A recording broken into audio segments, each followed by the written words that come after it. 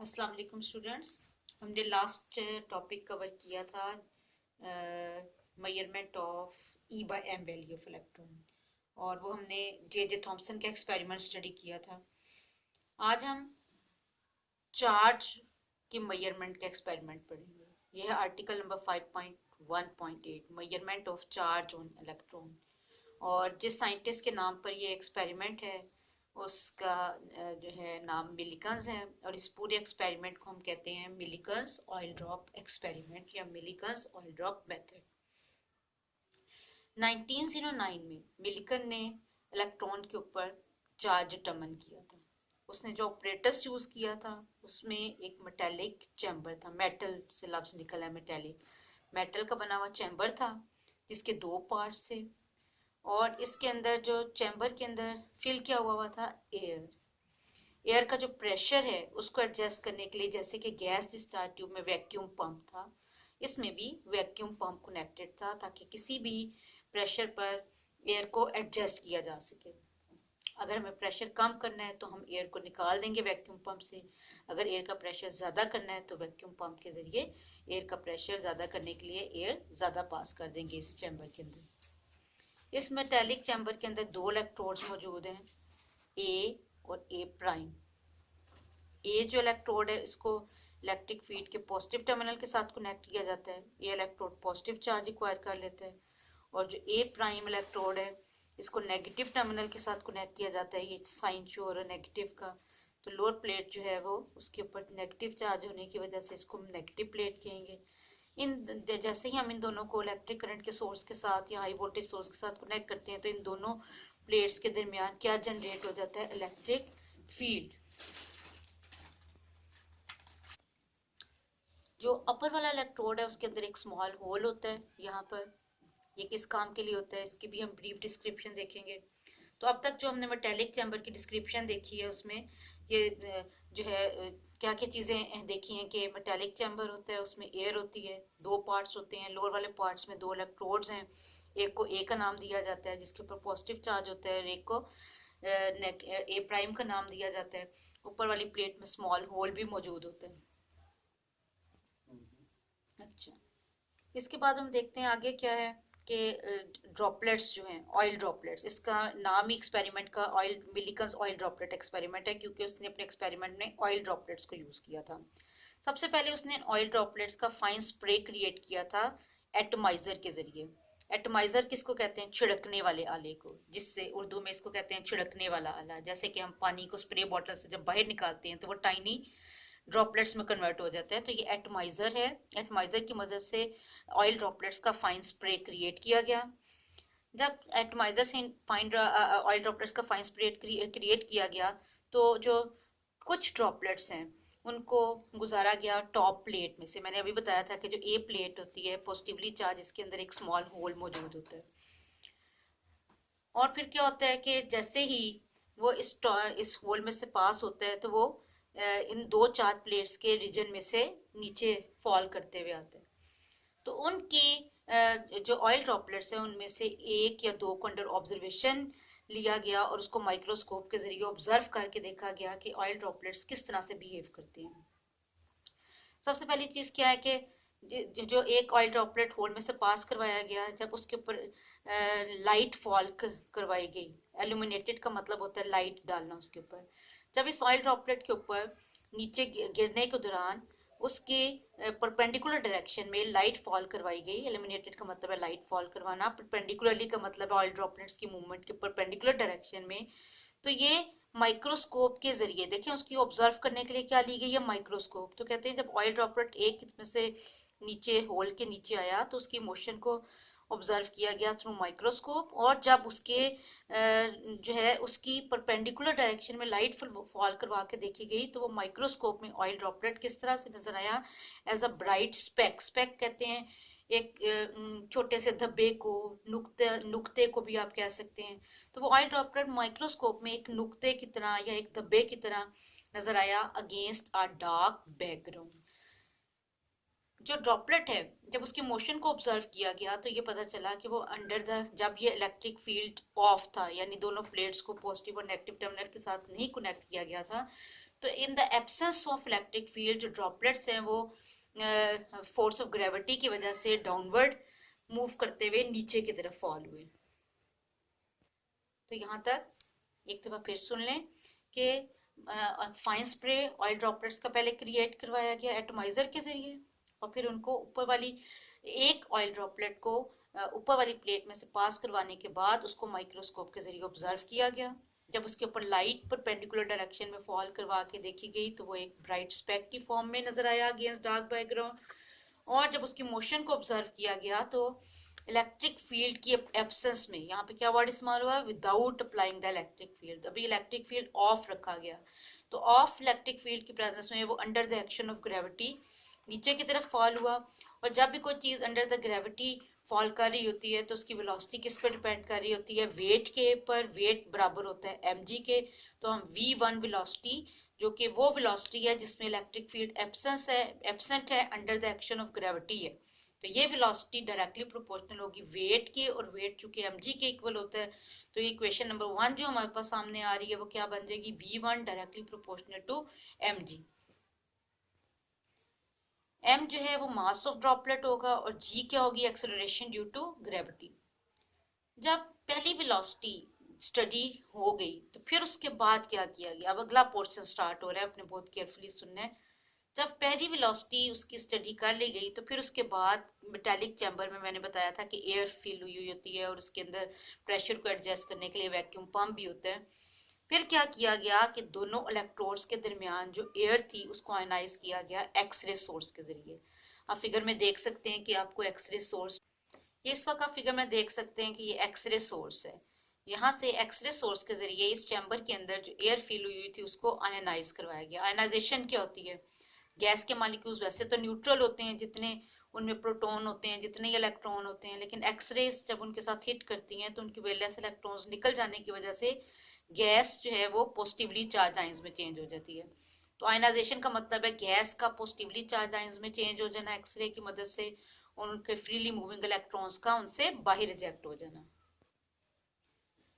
जब एक्सरे के जरिए एयर को आयनाइज कर दिया गया बिटवीन टू इलेक्ट्रोड्स, तो वो ड्रॉपलेट ऑयल ड्रॉपलेट जिसको के उस होल में से गुजरने के बाद अंडर ऑब्जर्वेशन रखा गया था, उसने क्या किया, उसने इलेक्ट्रॉन लेने के बाद, पहले तो वो न्यूट्रल था ऑयल ड्रॉपलेट, लेकिन जब एयर आयनाइज हो गई, जाहिर बात है एयर के आयनाइजेशन के बाद जो इलेक्ट्रॉन्स होंगे वो इस ड्रॉपलेट के साथ हिट करेंगे, तो ऑयल ड्रॉपलेट्स उन इलेक्ट्रॉन्स को पिक करने के बाद फिर न्यूट्रल नहीं रहेगा, वो क्या कैरी कर लेगा, चार्ज कैरी कर लेगा, नेगेटिवली चार्ज हो जाएगा। इलेक्ट्रॉन पर नेगेटिव चार्ज है तो वो भी क्या हो जाएगा, नेगेटिवली चार्ज। याद रखें कि एयर की आयनाइजेशन से पहले वो बिल्कुल न्यूट्रल था, लेकिन एयर की आयनाइजेशन के बाद क्या होगा, इलेक्ट्रॉन ले लेगा वो गैस मॉलिक्यूल्स जो उसके अंदर फिल हुए हैं उनसे, और उसके बाद चार्ज एक्वायर कर लेगा। अब नेक्स्ट काम, उससे अगला काम, यानी देखें अब 3 स्टेप्स हमने स्टडी कर लिए हैं कि सबसे पहले ऑयल ड्रॉपलेट को सुराख में से गुजरने के बाद हमने उसकी वेलोसिटी स्टडी की in the absence of any field, तो वो डिपेंड कर रही है उसके वेट पे क्योंकि वो under the action of gravity fall कर रहा था। फिर एक्सरे सोर्स को यूज करते हुए उस मेटेलिक चैम्बर में जितनी भी एयर थी उसको आयनाइज करवाया गया, और ऑयल ड्रॉपलेट जो अंडर ऑब्जर्वेशन था वो इलेक्ट्रॉन लेने के बाद न्यूट्रल नहीं रहा, वो भी चार्ज हो गया। अब उसके बाद अगला काम क्या करना है, अब बारी है ए और ए प्राइम को बैटरी के साथ, यानी ए इलेक्ट्रिक फील्ड, एक इलेक्ट्रिक प्लेट को और ए प्राइम को बैटरी के साथ कनेक्ट करना। अभी तक इलेक्ट्रिक फील्ड जनरेट नहीं था उसमें मेटालिक चैम्बर में।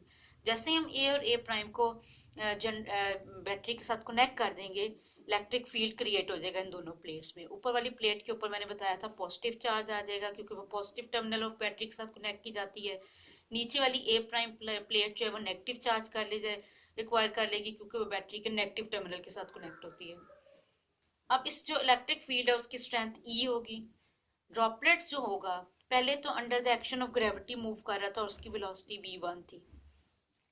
अब जो है ड्रॉपलेट अपवर्ड मूव करेगा और वो टुवर्ड्स द ग्रेविटी नहीं होगा बल्कि against the action of gravity होगा। ऊपर वाली प्लेट के ऊपर पॉजिटिव चार्ज है और इलेक्ट्रॉन पिक करने के बाद ड्रॉपलेट ने जो चार्ज एक्वायर किया है, यकीनी बात है वो नेगेटिव चार्ज होगा।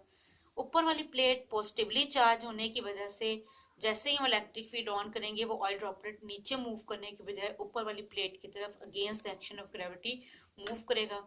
जो वेलोसिटी v2 होगी वो किस पर डिपेंड करेगी, इलेक्ट्रिक फील्ड की स्ट्रेंथ पर, जो कि E इंटू स्मॉल ई के इक्वल है।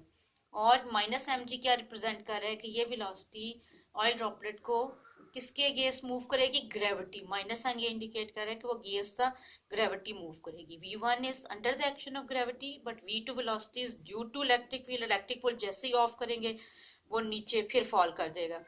जब तक इलेक्ट्रिक फील्ड ऑन रखेंगे, इलेक्ट्रिक फील्ड जनरेट करेंगे, v2 वेलोसिटी हम स्टडी कर सकते हैं, यानी उसकी movement towards the upper plate और against the action of gravity. तो v2 velocity of oil droplet is directly proportional to strength of electric field capital E into small E minus M जी।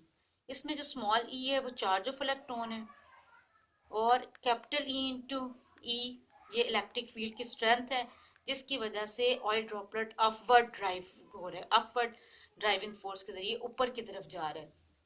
अगर ये ई हम इलेक्ट्रिक फील्ड ऑफ कर देंगे तो इसकी upward जो मोशन है वो भी रुक जाएगी।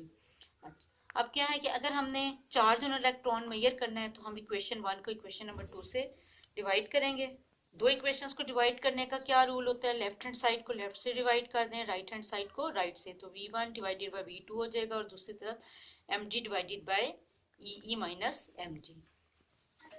इसके बाद इस इक्वेशन में जितने भी टर्म्स हैं v1 v2 में एस है g है और इलेक्ट्रिक फील्ड की स्ट्रेंथ कैपिटल ई, ये तो नोन है जितना हम अप्लाई करेंगे उन दोनों प्लेट्स के दरमियान।